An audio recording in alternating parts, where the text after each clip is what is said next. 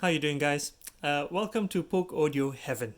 I'm going to do a quick video, really just a comparison of the different ranges of the Polk audios, as you can see, only because I'm the proud owner of the new Legend R200 series, and you probably will already have seen plenty of videos and reviews about the R200 and how good they are as stand mount speakers.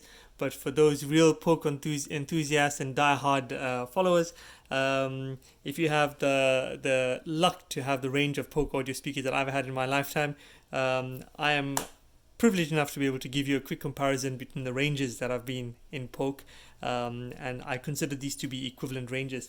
So on the left, we've got the RTi6, which used to be an older range of speaker, but the RTi range fell below the LSI range, so it's the second from the top line of Polk speakers at the time, and so are the RTiA3 bookshelf speakers. This was the update to the RTi6 model that came out a little while after, with a curved cabinet, and I'll show you the top. And then subsequent development from improvement from that and a new model is the RTi Reserve 200 series. Now the Reserve falls just below the Legend series, but utilizes a lot of the technology from the Legend series in the new speakers, and there are some very complimentary reviews out there about how good these speakers are. In fact, some of them go as far as to say that the R200 are actually better than the Legend equivalent. Nevertheless, these are the biggest bookshelves in this particular range. I'll reserve my opinion as to which of these speakers I like the look of later on.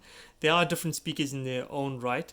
Some similarities in terms of drivers between certain models, and some are, you can see there's a clear change in technology in the use. So just from a sizing point of view, you can see they're fairly similar size, similar in thickness as well.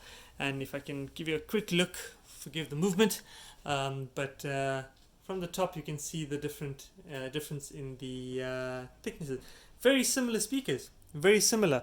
Let's look at the previous. The RTi6 range had this real wood veneer, which I quite like the look of. You know, it's got a nice texture to it, and they were very well built speakers. It's not the kind of veneer that's going to chip off easily because it's real wood, and it's a premium built speaker. It's a solidly made box, and it's got the front baffle that's silver painted.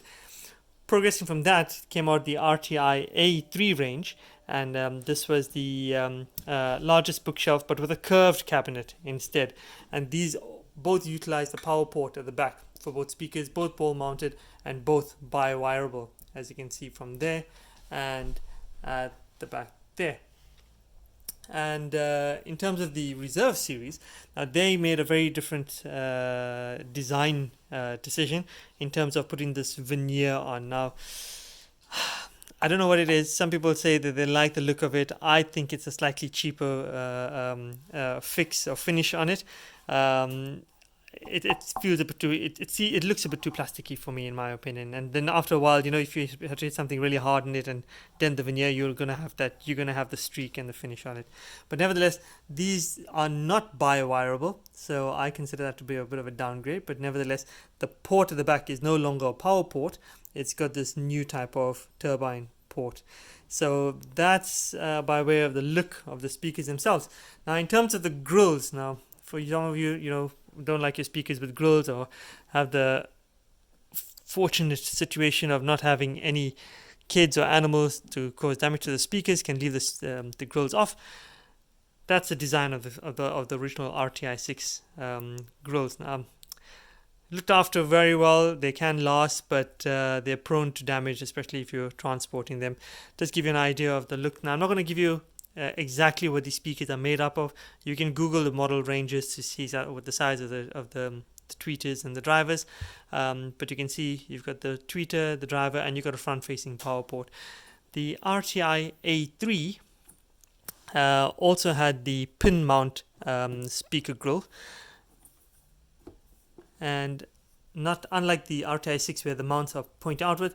These are female mounts with the male bits on the grill itself. Similar design to the RTi6, but yeah, the plastic finish in that was glued on and prone to cracking and so on. So nevertheless, that's the Grow. Now the upgrade on the Reserve series is that they've got this plastic curved finish which blends very nicely to the form of the speaker itself, and lo and behold, matching the monitor audios and the newer Polk signature range, it is now magnetized. But you can see it's a very thin plastic frame all the way around with nothing in the middle. So if you were unlucky enough to put enough pressure on that, you're going to be touching the driver, you're going to be touching that tweeter and the driver, because the material has quite a bit of flex in it. So I don't know how much of that is really an upgrade. I think that's maybe slightly using less design materials, but nevertheless, the driver difference is what quite stands out in the new Polk R200 series. You've got the Polk Audio Pinnacle dome tweeter with the very sharp pointed tip. If you're unlucky enough to pick a fight with that, you're probably going to come off the second best, because you're going to get poked. That's a metal dome tip, and with the ring radiator tweeter, that's not going to get dented, whereas the previous RTiA3 and RTi6 both had silk dome, 1-inch silk dome tweeters, and those were very prone to being dented. And as you would have seen in some of the previous reviews, you've got the propeller type cone that helps with the flexing and helps with the output.